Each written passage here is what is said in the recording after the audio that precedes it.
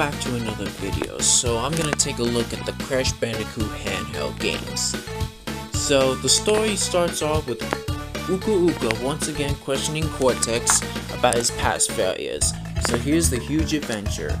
So Cortex is able to shrink the Earth down to the size of a grapefruit when it was finally complete. And it's up to and Aku Aku asks Crash to help gather more crystals once again to save the world from world domination. And he battles Tiny, Dingodile, and Engine, and then is able to get to Cortex after collecting crystals, gems, and relics. Yup. So, and then the machine malfunctions and it turns them into Megamix. Yup. Who becomes a stable in Crash Team Racing Nitro Fueled. Yup. And Coco is able to use the crystals to bring the Earth back to size. How about that? Actually, the story is really good. Not as good as Crash 2, Crash 3, or Wrath of Cortex, I'll say, or Twinsanity, or Nitro Kart, or Team Racing, whatever, yeah. So, I like it, still there. Anyway, let's get on with Crash 2 Entranced, also for the Game Boy Advance. The story starts off with Uka Uka requiring Entropy to come up with a plan for universal domination. And after Cortex's failure, who does not appear in this game but only appears in the multiplayer mode. Yup. So, absolutely.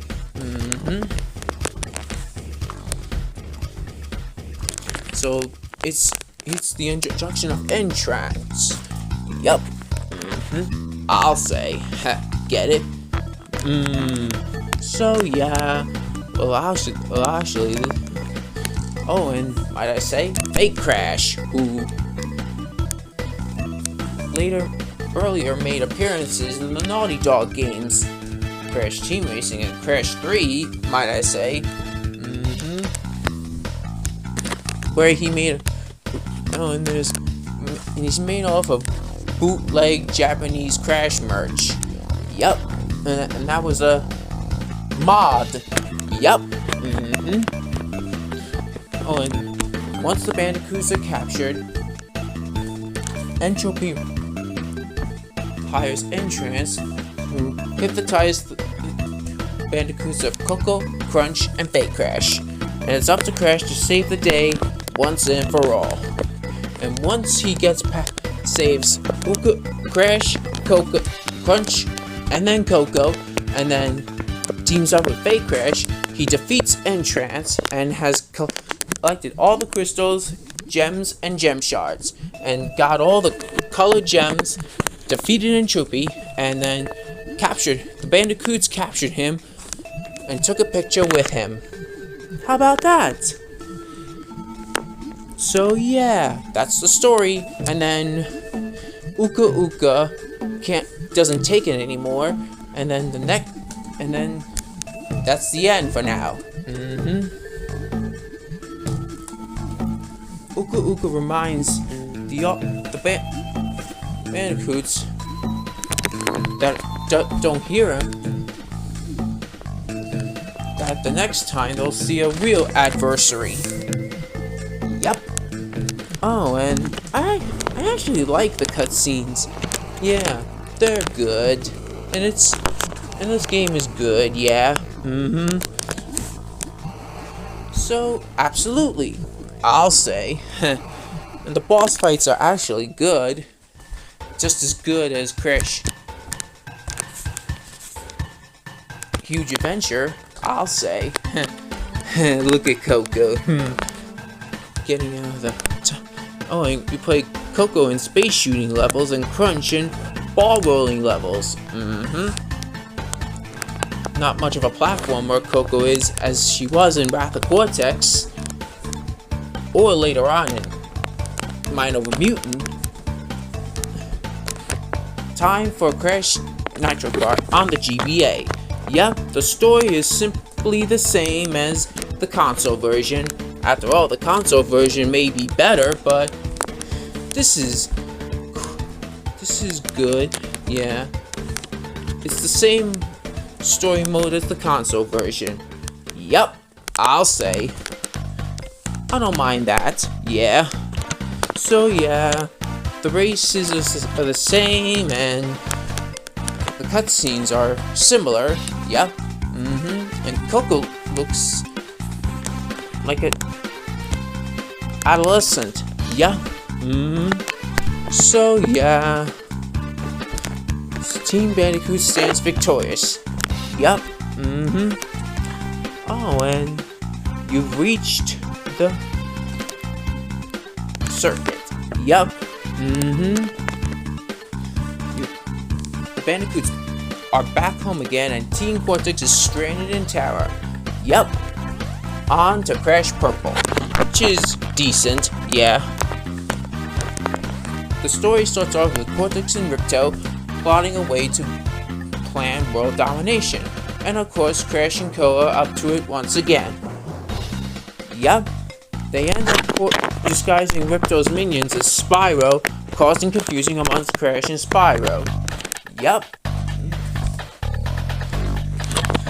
Later on, after some mini games,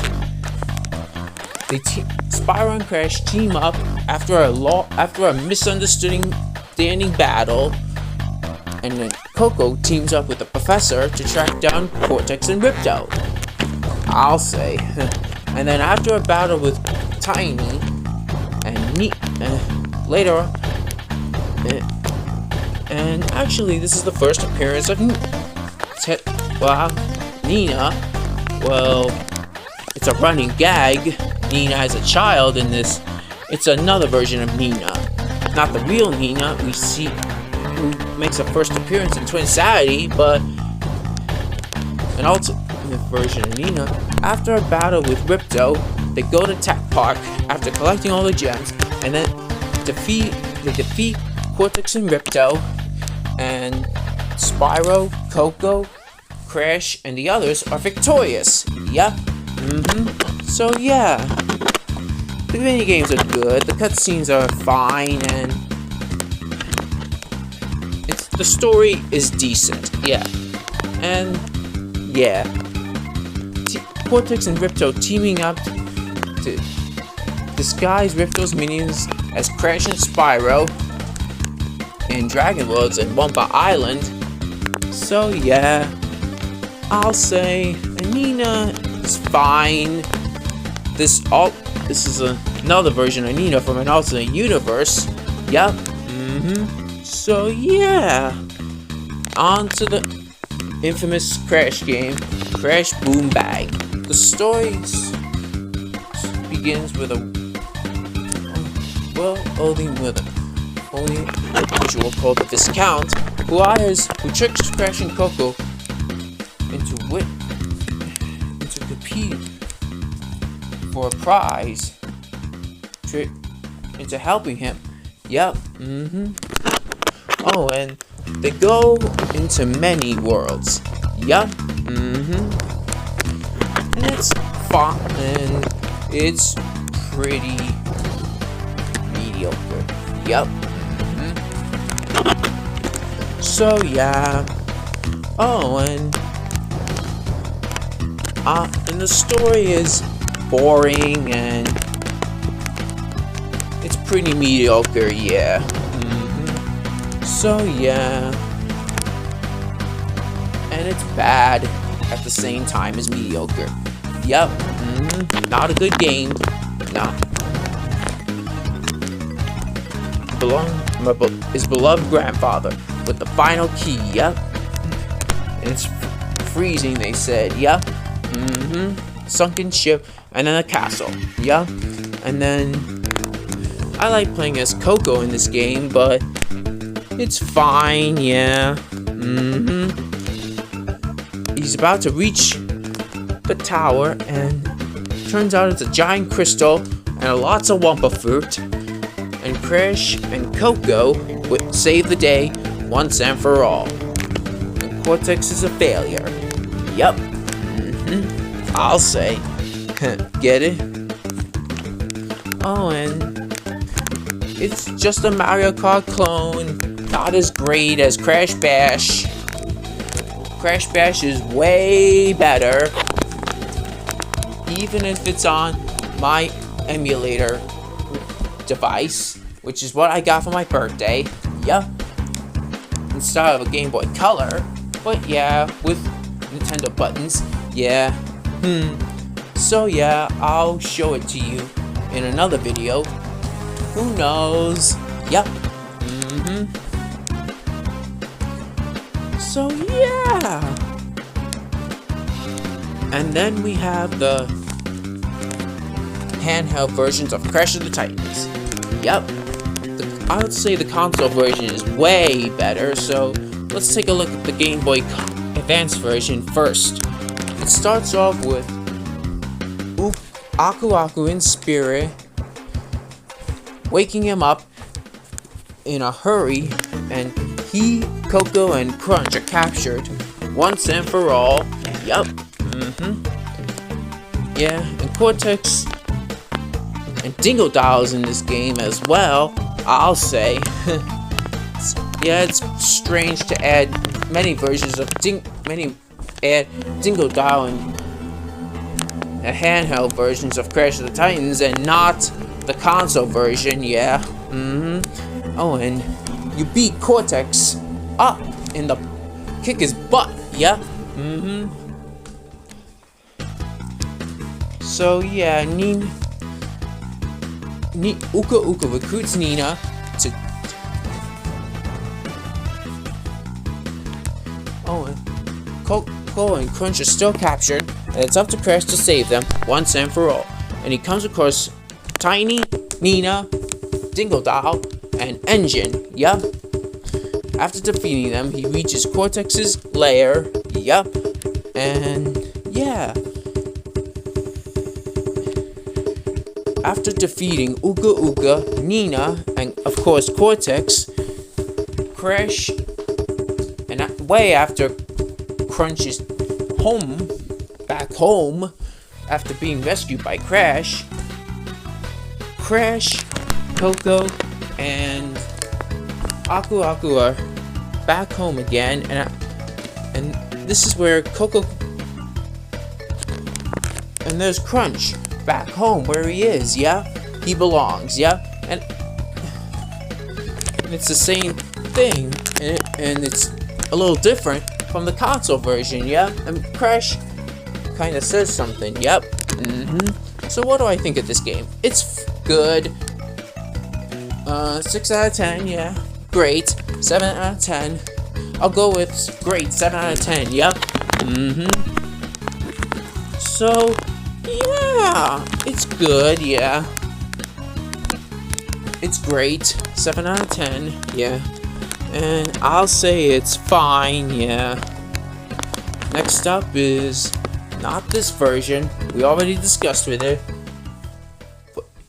And I already discussed the Game Boy Advance version. So we're gonna discuss, yep, you guessed it, the Nintendo DS version of Crash of the Titans. So, let's get to it, shall we? The story starts off with Crash minding his own business when Aku Aku wakes him up, similar to the Game Boy Advance game, but yeah, it's fine, yeah. Yeah. I think the game so far is pretty solid. Yup. And Cortex captures Aku Aku, and Coco warns Crash to save the village. No appearance of Uga Uga or Crunch. Nope, not at all. And it's the Cortex bot right here. Yep. I'll say. And Crash zip lines across the line, and you play as Nina with a ray gun. How about that? And it's cool. I'll say. Get it? So yeah. I'll say. After all, it's a game episode and a retrospective at the same time, so I'll put it with my game episodes and retrospectives. Crash Bandicoot retrospectives, yep. So, absolutely. I'll say. And you take control of Crash controls Nina as well, yep. And they team up, yep. And this is where Nina is not voiced by Amy Gross, but rather Debbie Derryberry. Yup. So yeah.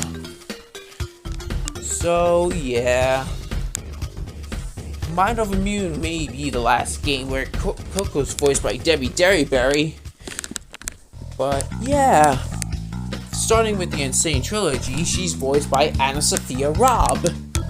Yeah, but back to this, alright?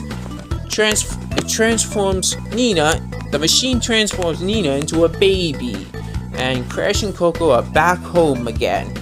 Yup, and that's the game. Yup, it ends, yeah? And Cortex chases Nina as well, but in an alternate ending. This is an alternate universe, yeah. So yeah, it's not canon, yeah. Transforms Crash into a tiny person, yup. I'll say. And Nina hurries back to Engine and Tiny, who Crash had been defeating as well, yeah. And they're going to do something really fun to Wampa Island. Yup. And yeah, it's something that's not canon in that universe, yeah. In the Handheld universe, yeah. So this takes place after the Game Boy Advance version of Titans, only it's called Attack of the Mutants. Yup. I'll say. Yeah. Only this is not canon in the ending is not canon in the Handheld universe, yeah? Alright, last stop is the Mind of a Mutant DS game, which is, yeah, below average, yeah, 4 out of 10, yeah, I'll say, get it? So, yeah,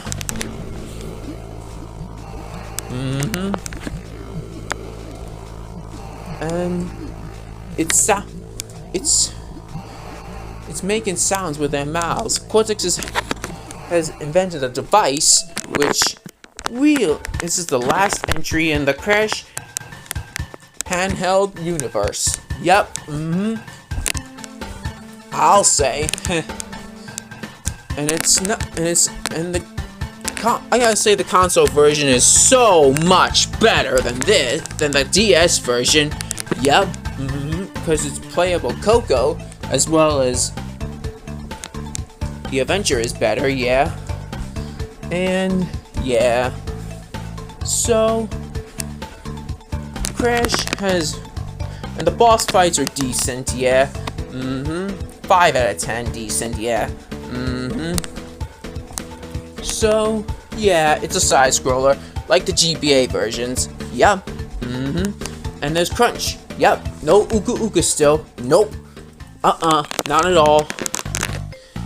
Oh, and I had a blast. I actually had a blast playing all these Crash GBA and DS games once again. Yeah, on my red phone as well as my red emulator device. So yeah. Anyway, I hope so. Yeah, and so Mind of a Mutant on Wii is better, way better. Yeah. So that's all I have at this video. I hope you enjoyed. Thank you all for watching. Definitely subscribe if you're new here, and make sure you give this video a big thumbs up, and I'll see you all in my next video. Hit subscribe. And don't forget to press the bell icon, you miserable bandicoots!